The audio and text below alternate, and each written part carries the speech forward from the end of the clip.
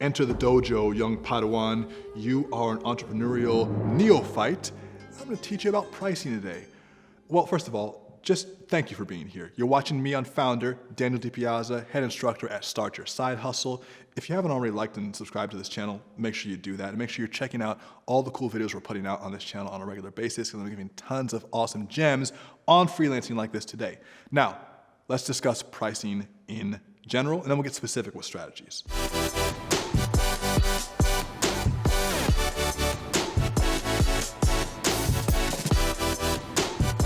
First of all, why is pricing so important? What is so important to know about pricing yourself? Well, the first thing is prices act as a filter for who you want to interact with. And pricing in the beginning is the first barrier to people really saying no to you, or at least that's what it feels like. One of the biggest objections that people always have is it costs too much money.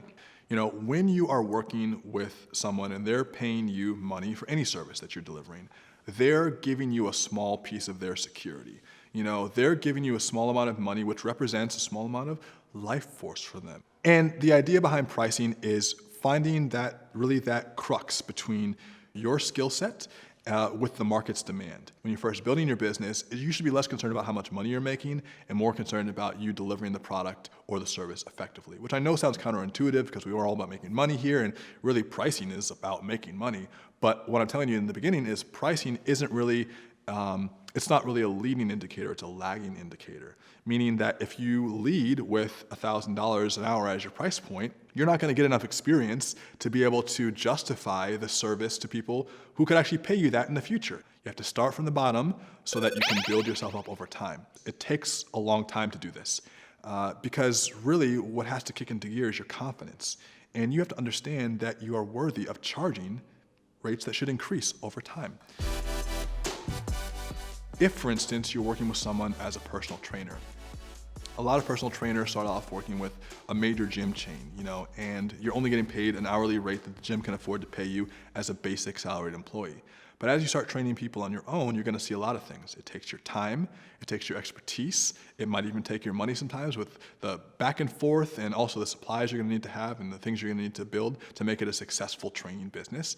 And you start to look at that and say, oh wow, this is more than just the $18 or $20 I was getting paid at Equinox over here. This is a whole business. I need to price accordingly. I want you to, in this example, call up other personal trainers who seem like either a key fit for your demographic, who seem like a good fit for your key demographic, or people who you'd be interested in training with. And you want to know how much are they charging? Are there hourly rates? Are they package rates? How many, you know, what are the promises that are being made? What are the offers that are being made? But learn about what their rates are. And honestly, if you want to get even really into it, take some training sessions with them. See what they deliver. See if they show up on time. See if they're good with their scheduling. See what the experience and the delivery is like. Whenever I talk about services, know that I'm talking about exchanging your time for money. If you're delivering a service of personal training, then the product is either the programming or it could be actually the person's body. If you're delivering a service of, copywriting, it's not only the time you're putting in, which is the service, but it's also the result of the sales page. So just think about these things to understand, what it actually is you're charging for.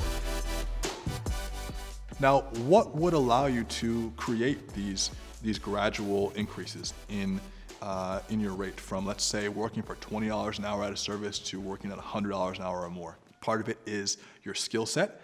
Part of it is you acquiring great testimonials and case studies. Another part of it is you just becoming more sure with your delivery process. It's about your technique. It's not always about pure power. It's about technique as well. It's almost like you can look at, Bruce Lee with the 1-inch punch. You can take a bodybuilder who weighs 200 pounds and he can bench press up an incredible amount of weight, but Bruce, with his technique, can stand there, one punch and knock someone across the floor. And that's not because of his strength. It's because of his technique. And your technique can be delivered in the same way with efficiency. So it could be that you're really good at streamlining your onboarding process, where when clients want to work with you, they have an automated system of setting up their calendar invites with you, and you take all their payments automatically rather than accepting invoices via check individually. Then that also justifies you charging more. It's not just about how good you are, but how good you do it. There are different types of attention that you can draw to yourself as a brand owner. And this is a broader conversation, but it is important when we're talking about pricing. And really, when we're talking about media, when we're talking about things that people are saying about you, really there are three different forms of media. There's owned media, earned media, and paid media. Owned media are the things that you can control, right? So if you want to write blog posts or shoot YouTube videos like this, that media that you can create educates people. It elevates you in a way where it creates a level of professionalism. It creates a platform for you. It gets an audience going, and that communicates value. And that value that you communicate, because you're literally flexing your expertise, can be an opportunity for you to charge more because you're demonstrating what you can do.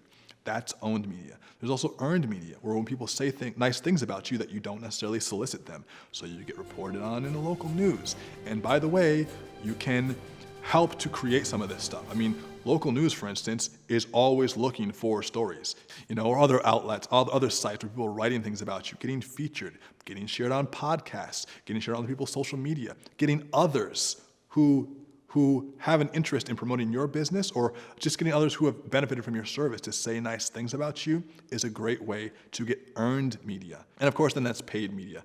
That's the last one. That's media that you actually paid for, advertisements. And all three of these are ways to elevate your platform and elevate your position. And outside of just your skill and outside of your delivery, it's your position that allows you to charge more, essentially. It's just the way the cookie crumbled. It's like, I've worked this up over the years, where I started off with a basic understanding of business, and I did my own business stuff. I'm still in the field. And as I wrote books, and as I did very important social media posts that got many very important likes from very important people, over the years, it's just like I just arbitrarily started raising my rates, because there's a certain level of social strata that you can begin to move up that isn't correlated to your skill level. Now, of course, you want to be creating new opportunities for yourself to skill up, and it's very obvious that at the top of the game, some people aren't even the most skilled. They're just there because of their positioning. They're just there because of, networking, nepotism, and other things. But really, you ideally want both things to be in correlation. You want to be growing in your position and growing in your skill set. When those things are happening, and you're taking the time to consciously network, to consciously, develop yourself, you're going to be able to raise your rates. When you are just first starting, you're not going to have any confidence, because you're going to be depending on an empty backlog of experiences. As you develop experiences, your confidence won't necessarily come from always the inner belief that you're awesome. It's going to come from evidence. And you're going to say, well, I am sometimes still nervous to pitch people. I am sometimes still nervous to even take on big jobs, but I have evidence that I can do this because I've done this before and it works, which is, of course, why we go back to talking about getting free clients in the beginning, starting to build up your portfolio, understanding that it's a long-term process, because that evidence that you build over time is confidence in the bank. One of my clients recently had a year where just after us working together, they 4x'd their business. Not 4x, but 4 times their business.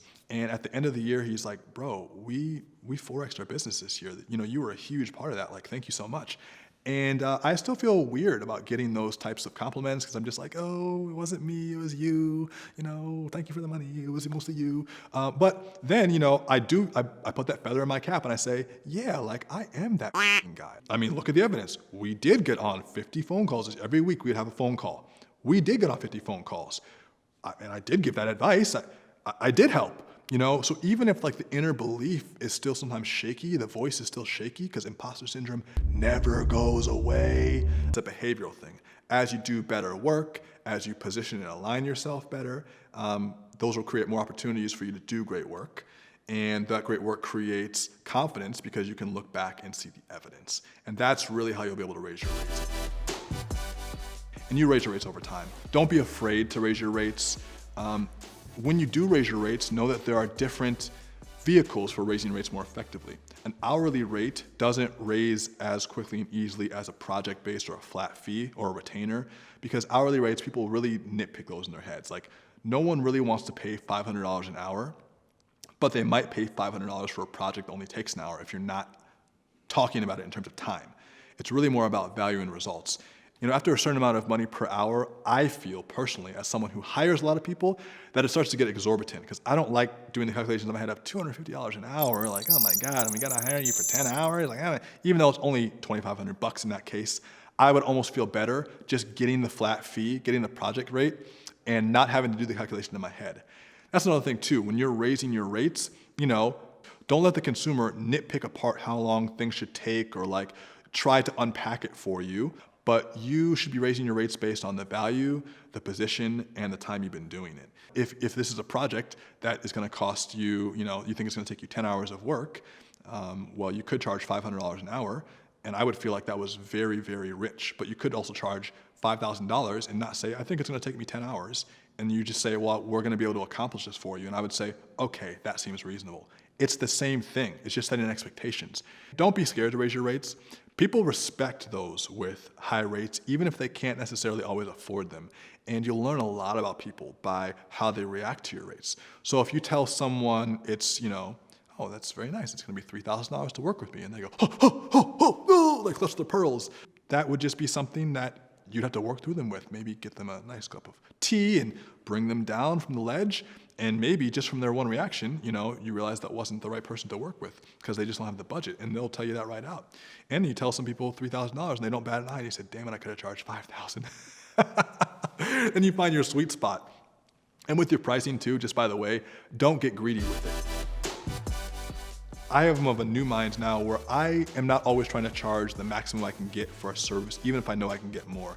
The strategy I like doing now is I like charging an amount that I think is just very reasonable for an introductory interaction with me. And then once I provide great service or I give them a great result in a short amount of time, then I can charge whatever I feel is my real reasonable rate based on how long we're going to work together after that, hopefully longer. So for instance, when I consult people, we might start with a pretty inexpensive package that lasts 3 months. And it'll just be a few phone calls and some texting, some voice notes, some emails, and I'll get them really going on the right track. And it'll be super affordable. Like I expect it to be a lot more. And then if they actually get results, we'll be like, okay, we could work together longer. I could see us actually making huge progress. This is what it looks like to work together for a year, every week. And that's where you have, Chris over here who's doing chocolate moonshine, and now he's 4Xing the fudge business. This is the idea we want to go with. We want to, at least from my perspective, it's great to get people to get them to an easy yes. You can learn the sales where you're like learning the hard closing to get people to say yes to the uncomfortable thing. I like kind of just baiting with honey now and figuring out an offer that's a no-brainer because there's a real value in someone working with you. It's just that first time. You could build, and I've done this before, you could build most of the long-term value of your service into the initial interaction with them. So in the past, what I would do is I would say, all right, you want to work with me for a year. It's going to be, X amount, a couple tens of thousands of dollars. We're going to work together for a year. We're going to go right in there and deep in there, and that's fine. But you're charging for all that value up front.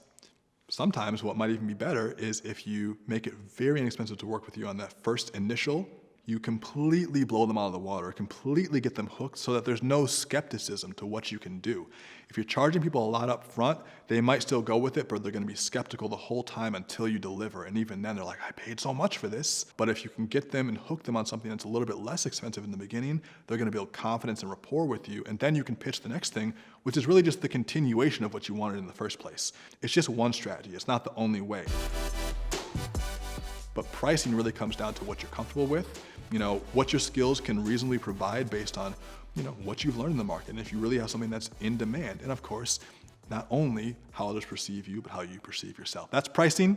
The most important thing I can remind you to do really is to continue pitching and raising your confidence through the accumulation of evidence that you'll get over the years. And that will be something that will come back to reward you time and time again, even when confidence is low. Evidence will be high because you're continuing to do this work. You'll always be able to fall back on that, and people will always be able to see that you're worthy of the money that you're charging, and then you won't need to worry about feeling like an imposter because you know you are that person. So that's pricing. And if you want more about this stuff, I really encourage you to watch all the videos we have on freelancing here. We're doing a bunch of free ones here on the Foundr YouTube channel. And then there's also a free masterclass, which I'm hosting with Foundr as well. You can check that out as well. I believe that's going to be in the description box somewhere. And of course, like, comment, subscribe, and I'll talk to you on the next one. Peace. Hey guys, hope you're loving our videos and that you're getting heaps of value from them. If you are, make sure to hit the like button and make sure to subscribe to join the Foundr fam. If you did enjoy this video and want to continue to master your skills, make sure you click here to access your free training now, where we'll go into way more depth with this founder.